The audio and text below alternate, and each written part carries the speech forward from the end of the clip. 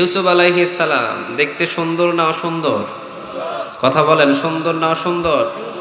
মিশরী নারীরা এসে আম্মাজান আয়েশা রাদিয়াল্লাহু তাআলা আনহাকে বললেন, আয়েশা, ইউসুফ আলাইহিস সালাম ছিলেন অনেক সুন্দর, রাসূল কি তার চাইতে কম সুন্দর না বেশি সুন্দর? আয়েশা রাদিয়াল্লাহু তাআলা আনহা কেঁদে দিলেন আর বললেন, তোমরা কি বলো এটা? আরে ইউসুফ আলাইহিস সালাম রে দেখে মিশরী নারীরা ফল কাটতে গিয়ে হাত কেটেছে, আর আমার রাসূল রে যদি ওই মিশরী মহিলারা এক নজরে দেখে ফল কাটতে হাত কাটতে, কখন যে কলিজা কাটবে বিন্দু পরিমাণ টের পাবে না। কে বানাইছে এত আকর্ষণ? আরো চিৎকারে দিয়ে বলেন, কে? সেই ইউসুফ আলাইহিস সালাম রে দেখে পাগল হয়েছিলেন জুলেখা তিনি। পাগল হয়ে কারিম আমাকে পাঠিয়ে দিয়েছেন, ইউসুফ রে ডেকে নিয়ে আসো আমার কামরায়। ডেকেও নিয়ে এসেছেন। লম্বা ঘটনা। জুলেখা চেষ্টা করেছিলেন ইউসুফকে তার যৌনের সাথে ব্যবহার করবে, কিন্তু পারেন নাই, কারণ যারা মুমিন তাদেরকে হেফাজত করেন কে? আরো জোরে বলেন, পারেন নাই। লম্বা ঘটনা। ইউসুফ আলাইহিস সালাম দরজা দিয়ে দৌড় দিলেন।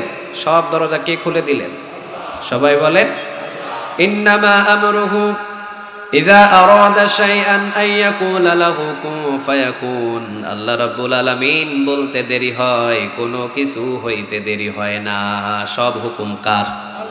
আর জোরে বলেন, কার? আপনি ছেলে আছেন, আপনার মেয়ে বানাইতে দেরি হবে না। আপনি মেয়ে আছেন, আপনার ছেলে বানাইতে দেরি হবে না। শুধু হুকুম দিবেন কে? সারা পৃথিবীতে যত কোটি মানুষ আছে, এই মানুষদেরকে পাথরের মানুষ বানাতে দেরি হবে না। আবার সারা পৃথিবীর যত মানুষ আছে, মানুষদেরকে পানি বানাইতে দেরি হবে না। যদি আল্লাহ হুকুম করে, হুকুম করতে দেরি হবে, কাজ হতে দেরি হবে।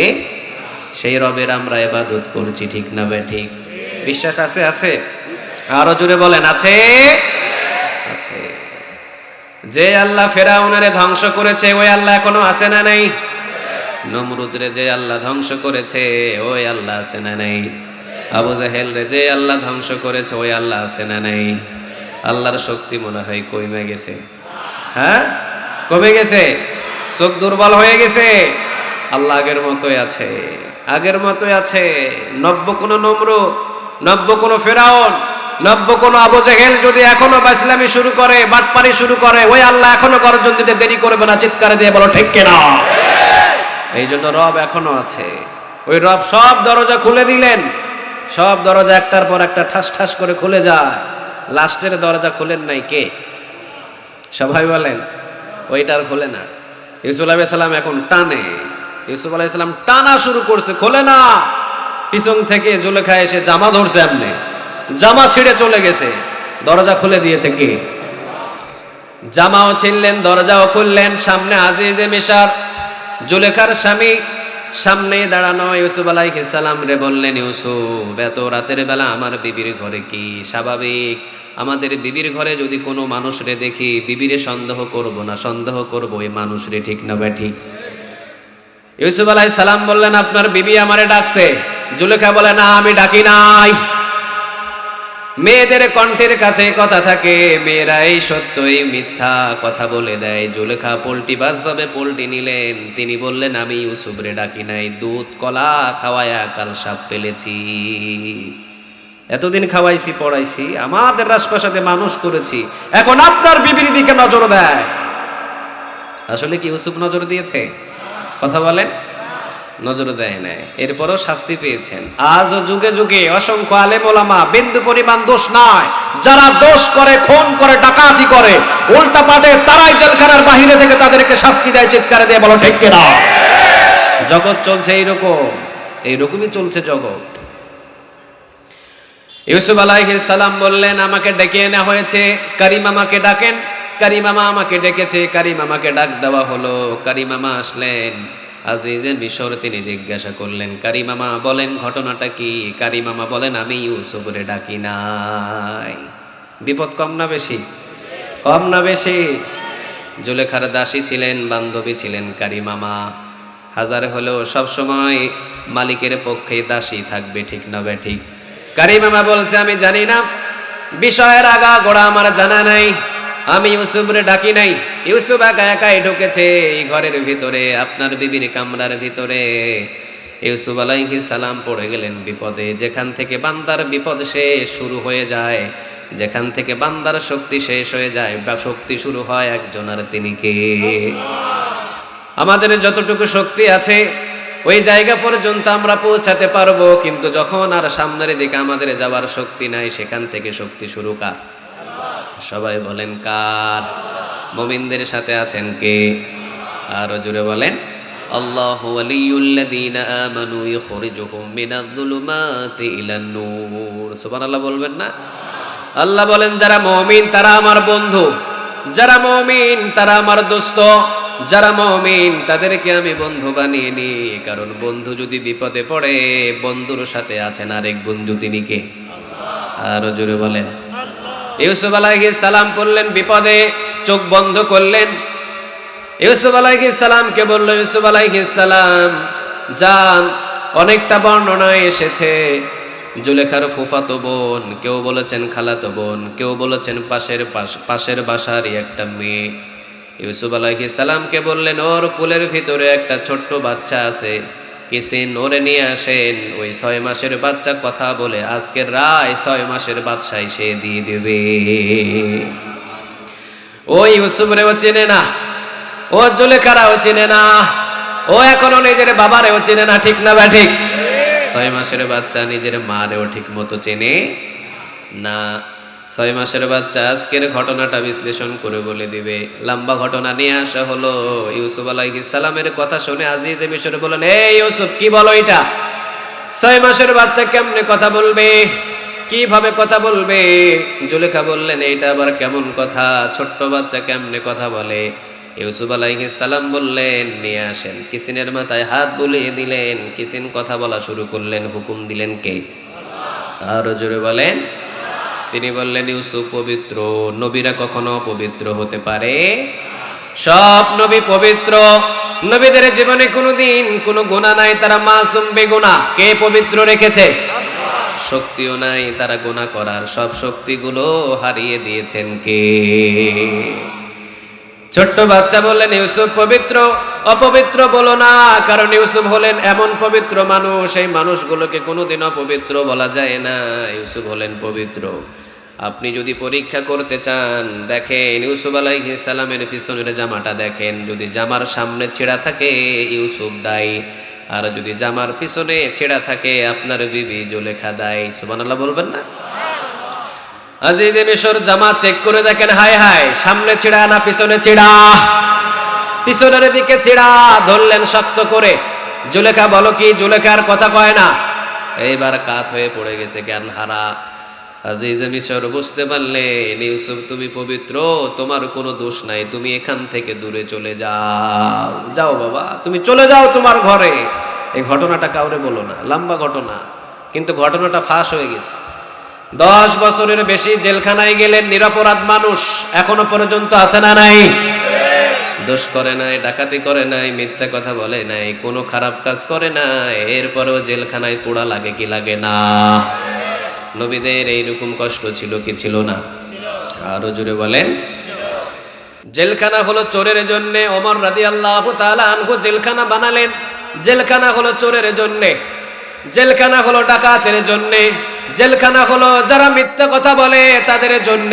কিন্তু বাংলার জমিনের সব জেলখানার বাহিরে সব হলো সন্ত্রাস, বাটপার, ডাকাত, আর জেলখানার ভিতরে থাকে হলো আল্লাহর গোলাম। চিৎকার দিয়ে বলো ঠিক কিনা? উপর থেকে দেখছেন কে? আর জোরে বলেন। যদি উলট পালট করেন, দুনিয়ার বিচারটাই বিচার নয়, কিয়ামতের ময়দানে বিচার করবে কে? সুবহানাল্লাহ বলবেন না? আমরা দুনিয়ার বিচারে বিচার মনে করি না, আমাদের বিচার, আসল বিচার হবে কিয়ামতের ময়দানে, ঠিক না ভাই? ঠিক। ইউসুফ আলাইহিস সালাম চলে গেলেন জেলখানায়। এরপরে কিছুদিন পর ক্ষমতা ইউসুফ আলাইহিস সালামের হাতে দিয়ে দিলেন কে? সুবহানাল্লাহ বলবেন না? কুলিল্লাহুম্মা মালিকাল মুলক তুতিল মুলকা মা তাশা ওয়া তানজিউল মুলকা মিম্মা তাশা ওয়া তুইজ্জু মান তাশা ওয়া তুযিল্লু মান তাশা বিয়াদিকাল খায়র ইন্নাকা আলা কুল্লি শাইইন কাদির। বলেন কথাটা কার? আল্লাহ। আরো জোরে বলেন কথাটা কার? আগামীকাল সূর্য উঠবে কি উঠবে না এটার সব ভিতরে সন্দেহ থাকতে পারে, সারা পৃথিবীর সব মানুষদের ভিতরে সন্দেহ থাকতে পারে, কিন্তু সন্দেহ নাই একটা কিতাবের ভিতরে কিতাবটার না, বিন্দু পরিমাণ সন্দেহ নাই। সব জায়গায় সন্দেহ থাকতে পারে, কিন্তু এই কিতাবে কোনো সন্দেহ নাই। যালিকাল কিতাবু লা রাইবা ফীহি হুদাল লিল, এখানে সিলগালা মারা, কোনো সন্দেহ পাইবি না। পৃথিবীর সব জায়গায় ভেজাল থাকলেও এখানে কোনো ভেজাল নাই। আর এই কিতাব যারা মানে তাদের ভিতরেও ভেজাল থাকতে পারে না। ইউসুফ আলাইহিস সালাম রে ক্ষমতায় বসালেন, আজিজে মিশর হলেন ইউসুফ আলাইহিস সালাম।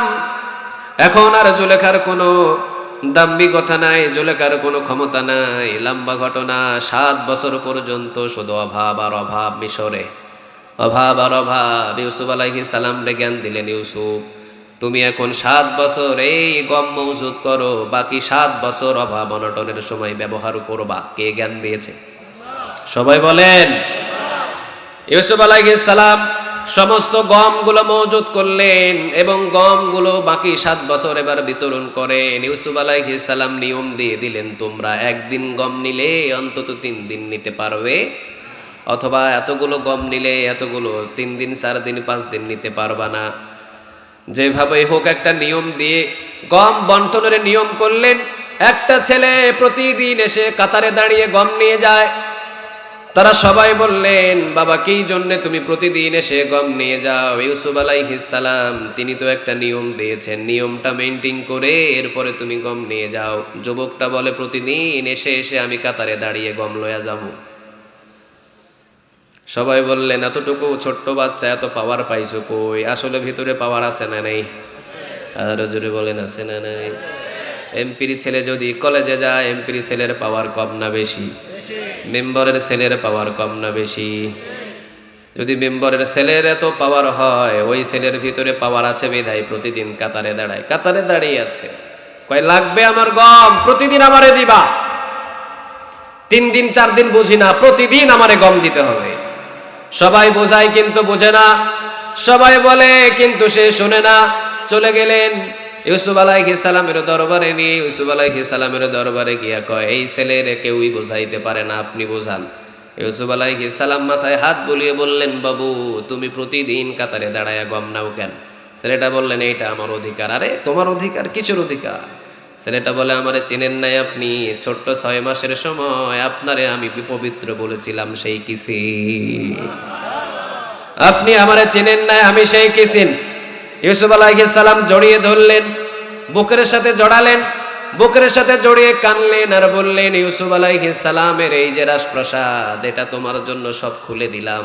তুমি আমারে পবিত্র বলেছো আর তুমি আমাকে পবিত্র সাক্ষী দিয়েছো, তোমার জন্য সব খুলে দিলাম। আল্লাহ বলেন, সুবহানাল্লাহ বললি, আমারে পবিত্র বললি। ইউসুফ আলাইহিস সালাম যদি কে পবিত্র বলার কারণে রাজপ্রাসাদ খুলে দেয়, আমাকে যদি কেউ সুবহানাল্লাহ বলে সম্বোধন করে, আমি আল্লাহ সব জান্নাত তার জন্য খুলে দেব। চিৎকার দিয়ে বলেন সুবহানাল্লাহ। ঘরে বসে বসে যদি কোনো কাজ না থাকে, জিকির করবেন সুবহানাল্লাহ, আলহামদুলিল্লাহ, সুবহানাল্লাহ, আলহামদুলিল্লাহ, লা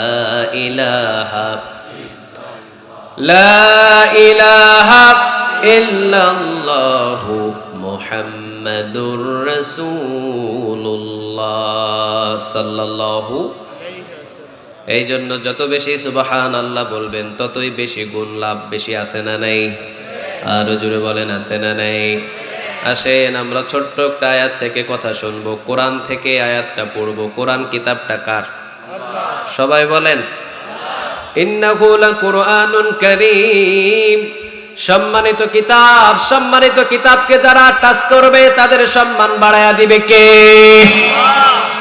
দেখবেন একজন এমপি সাহেব, একজন মন্ত্রী সাহেব রাস্তা দিয়ে হেঁটে গেলে সালাম 2-10টাও নাই। মাদ্রাসার একজন শিক্ষক 5,000 টাকা বেতন, রাস্তা দিয়ে গেলে সালাম নিয়ে কুলাইতে পারে না। ঠিক না ভাই? ঠিক। কে দেয় সম্মান? আরো জোরে বলেন, কে? এই জন্য আল্লাহ বললেন, কোরআন সম্মানিত কিতাব।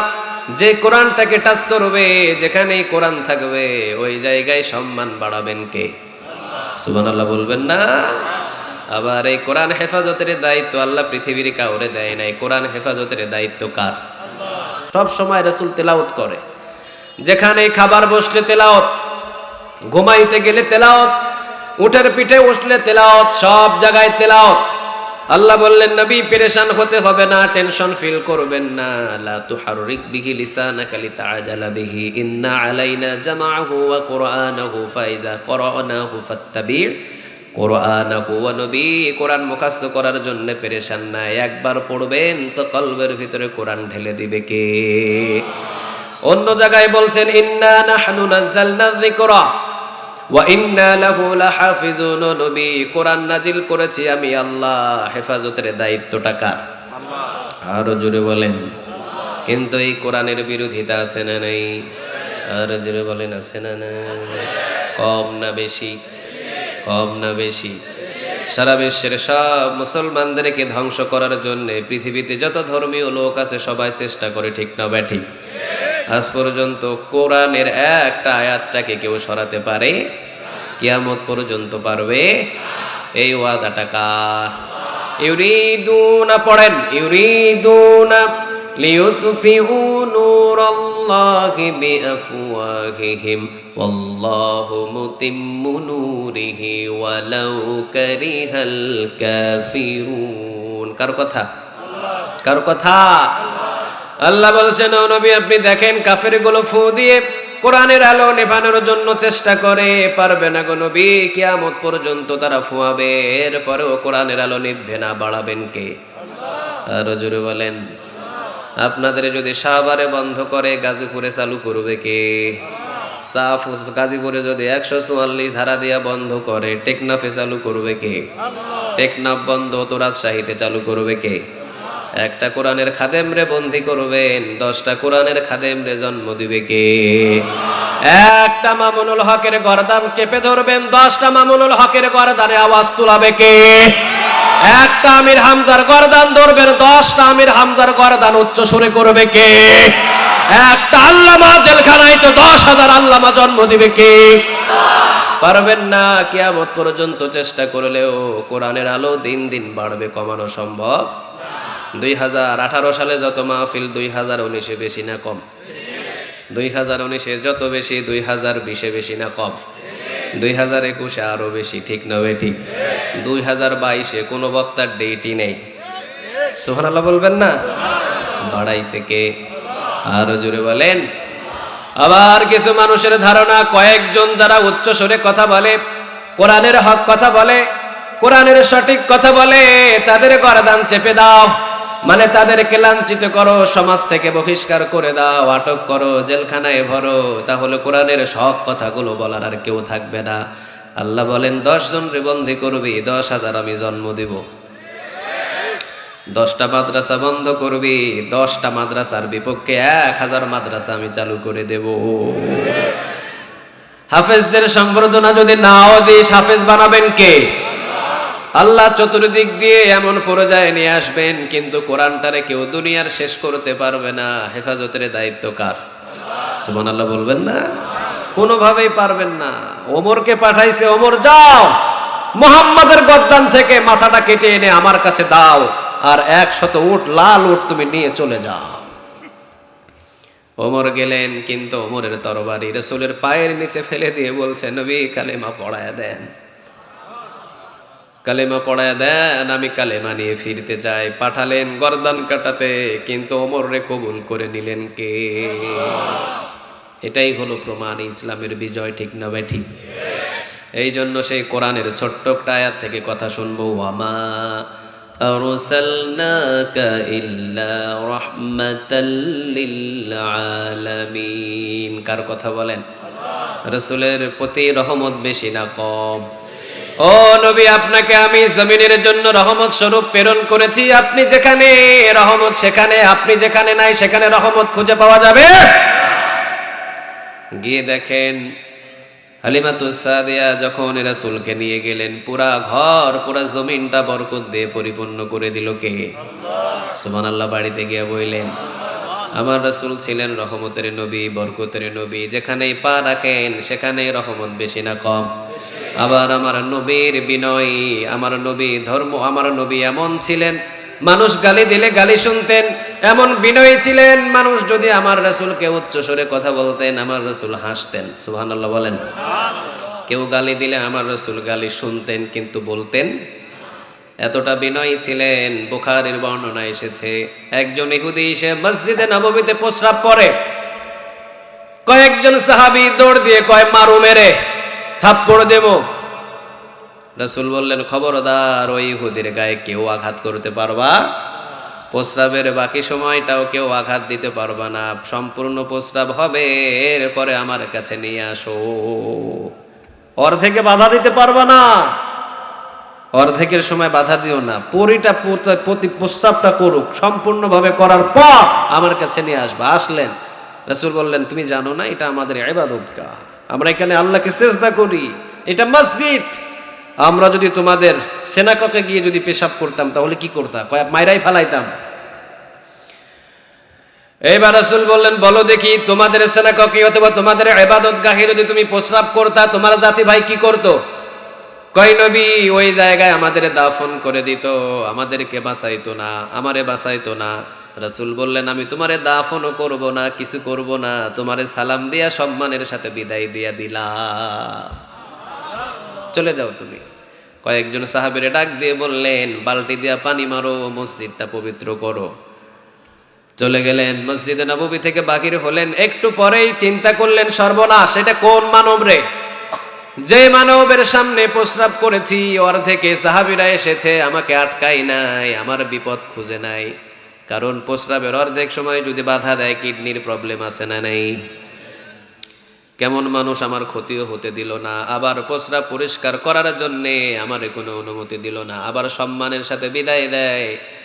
এই দয়ার নবী মায়ার নবীর পিছু ছাড়া যাবে না। দৌড় দিয়ে মসজিদে নববীর সামনে বসে বালুর উপরে পড়লেন লা ইলাহা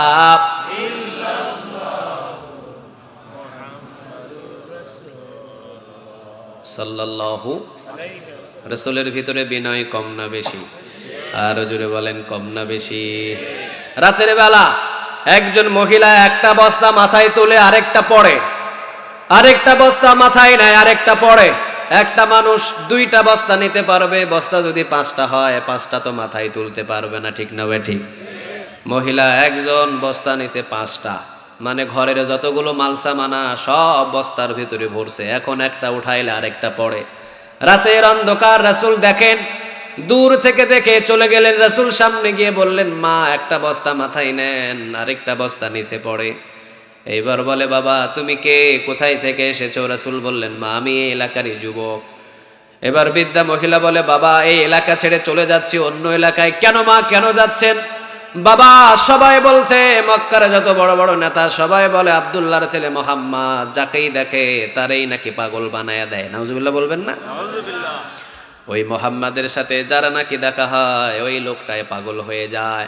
এই জন্য পাগল যাতে না হয় রাতের বেলা সব বস্তা বাইন্ডিং করে চলে যাচ্ছে অন্য এলাকায়। রাসূল বলছেন মা আপনি বস্তাগুলো সব আমার মাথায় দেন। সুবহানাল্লাহ বাড়িতে গিয়ে বললেন। রাসূল বললেন মা সব বোঝা এই মুহাম্মাদের কাঁধের উপরে চাপায়া দাও। নামটা প্রকাশ করেন নাই রাসূল, সাথে সাথে করেন নাই, যদিও আমি বললাম। বলছেন মা এই যুবকের কাঁধের উপরে সব বোঝা চাপাও। সব বোঝা নিলেন তিনি, বোঝা নিয়ে রওনা দিয়েছেন। যেখানে যাওয়ার কথা ওই জায়গায় সমস্ত বোঝাগুলো নামিয়ে দিয়ে বলছেন মা দেখেন এই জায়গায় আমি আপনার সব বোঝা পোছায়া দিলাম, এখন আমি যাই। মহিলা বলছেন বাবা তুমি কে?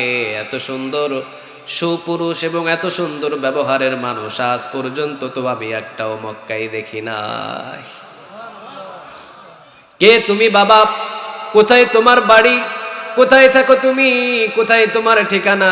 রাসূল বলছেন মা যে মুহাম্মাদের জন্য আপনি পলায়ন করেছেন মক্কা ছেড়ে, আমি সেই ইতিম মুহাম্মদ। বৃদ্ধা মহিলা কেঁদে দিলেন আর বললেন বাবা আমারে ফালাইয়া যায়ও না, আমি ছিলাম পাগলদের দলে, আমারে আর পাগলদের দলে রাখিও না। পড়ে নিলাম লা ইলাহা।